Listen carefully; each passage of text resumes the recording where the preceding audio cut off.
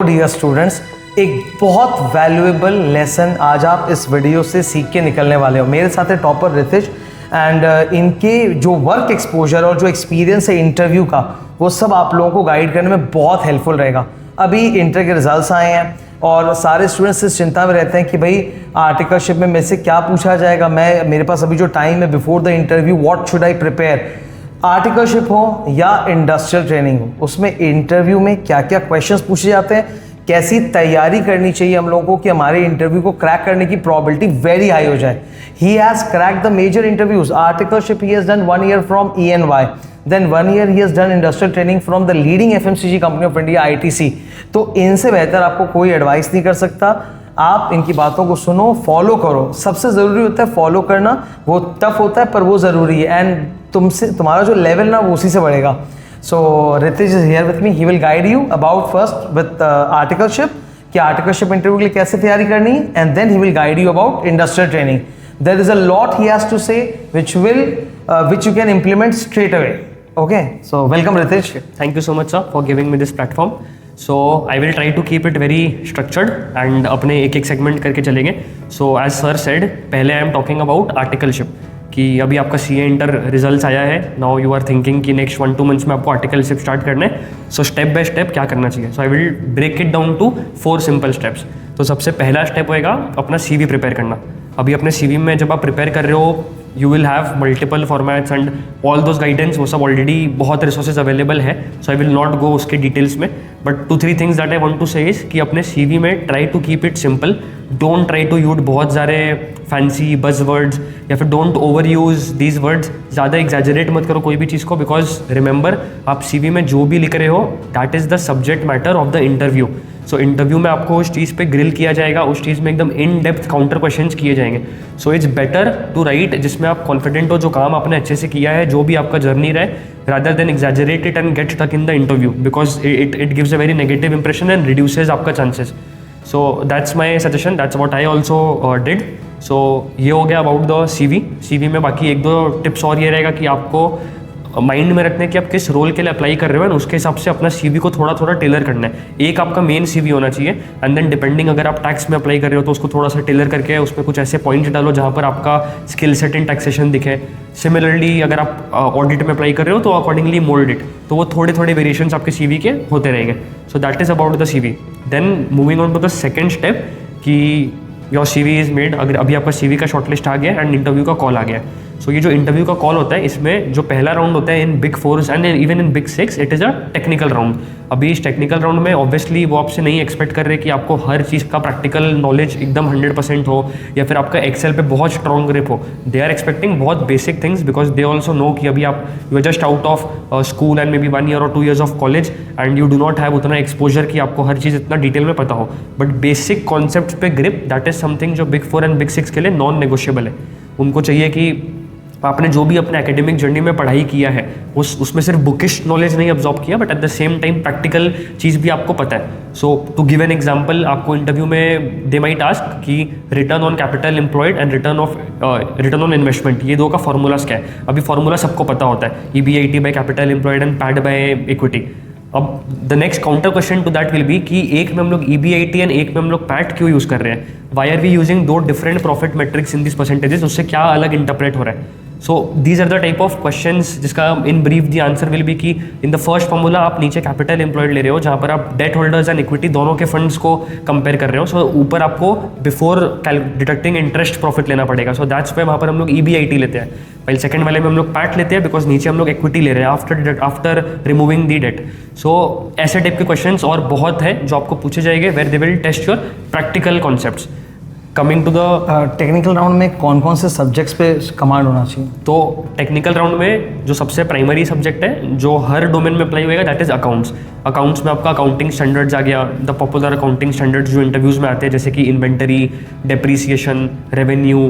तो ये सब पे आपका कमांड अच्छा होना चाहिए. उसके अलावा आप जो डोमेन में अप्लाई कर रहे हो, फॉर एग्जांपल अगर आप टैक्सेशन में अप्लाई कर रहे हो तो आपका इनकम टैक्स पे अच्छा ग्रिप होना चाहिए, जो भी इंपॉर्टेंट प्रोविजंस है जो कंपनीज को अप्लाई करते हैं. सिमिलरली अगर आप GST में अप्लाई कर रहे हो तो आपका इनपुट टैक्स क्रेडिट हो गया एंड और भी जो बेसिक प्रोविजंस है उस पर अच्छा ग्रिप होना चाहिए. सो अकाउंट्स इज समथिंग बेसिक जो आपका प्री रिक्विजिट है। उसके अलावा depending upon audit, taxation, GST, जिस भी आप डोमेन में अप्लाई कर रहे हो उस डोमेन का आपको प्री रिक्विजिट कॉन्सेप्चुअल क्लैरिटी होना चाहिए।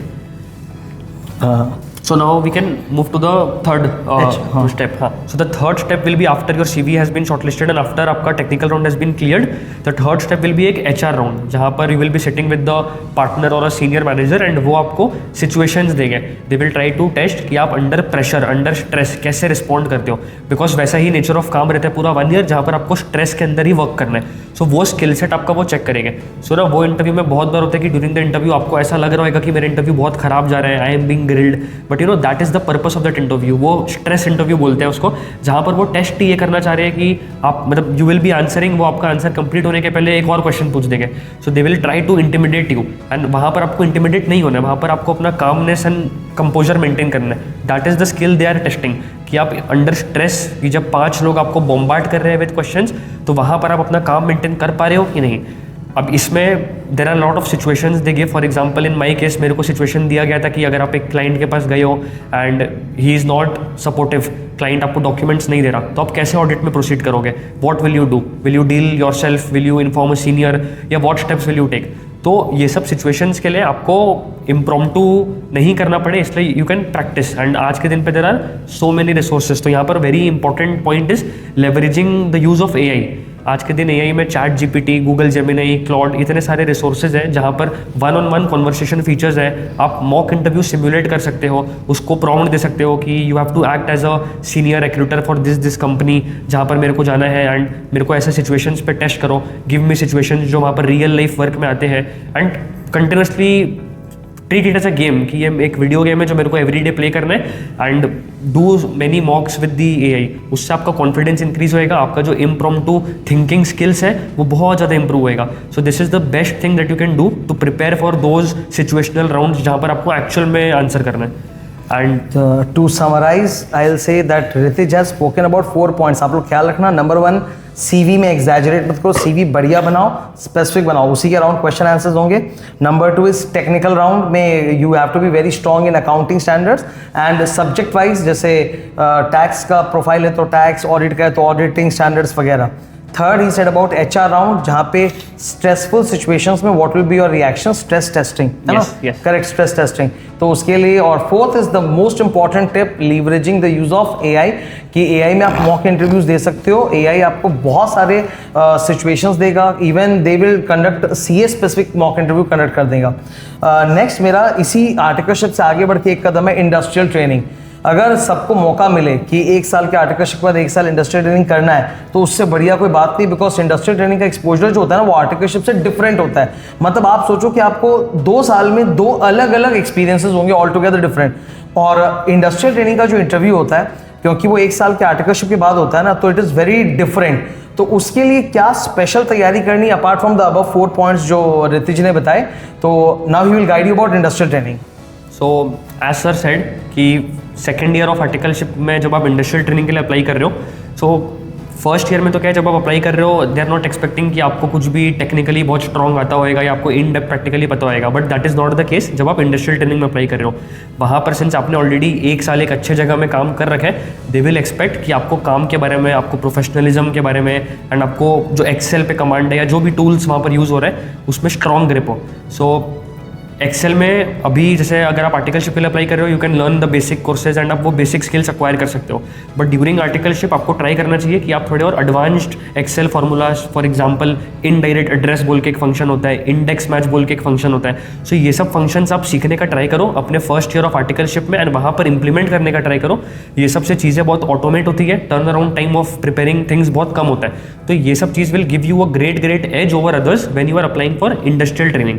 सो इंडस्ट्रियल ट्रेनिंग में एक पॉइंट ये हो गया, the Excel advancement and automation apart from the above 4 points. The second thing is कि आपने जो आर्टिकलशिप में फर्स्ट ईयर में किया है, आप समझ लो इंटरव्यू में 70-75% of the interview will go around that only, कि आपने आर्टिकलशिप में फर्स्ट ईयर में जो काम किया है उसमें आपने कैसा नेचर का काम किया।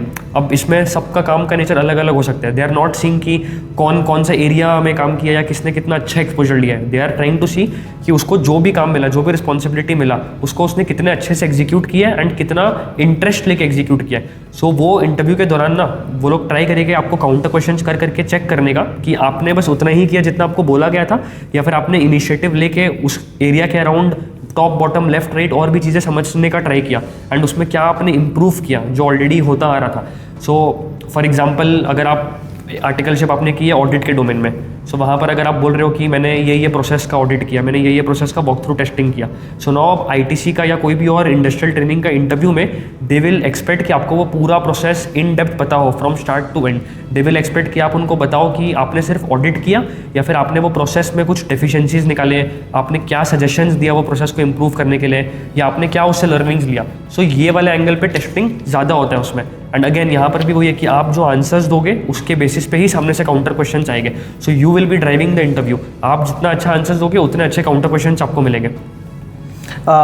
आई थिंक जो टिप्स रितिज ने शेयर किए हैं, मतलब ऐसे टिप्स शायद ही आपको कहीं से मिले। मतलब मैं तो मतलब मुझे रिग्रेट होता, काश मुझे भी ऐसा कोई होता जो ऐसे बढ़िया टिप्स दे सके। आज आप इतने एक से एक उम्दा टिप्स है, मतलब it was not a filler, it was a real tip. So please do it, follow it. Excel वाली जो बात इन्होंने बोली वो तो आप आज से ही थोड़ा थोड़ा एक्सेल प्रैक्टिस करना चालू कर सकते हो। You can learn a lot of Excel formulas, there are so many online resources available, so start working on them. अपने एक्सपोजर को बढ़ाओ, एक्सपोजर बढ़ेगा ना, फ़ायदा होगा।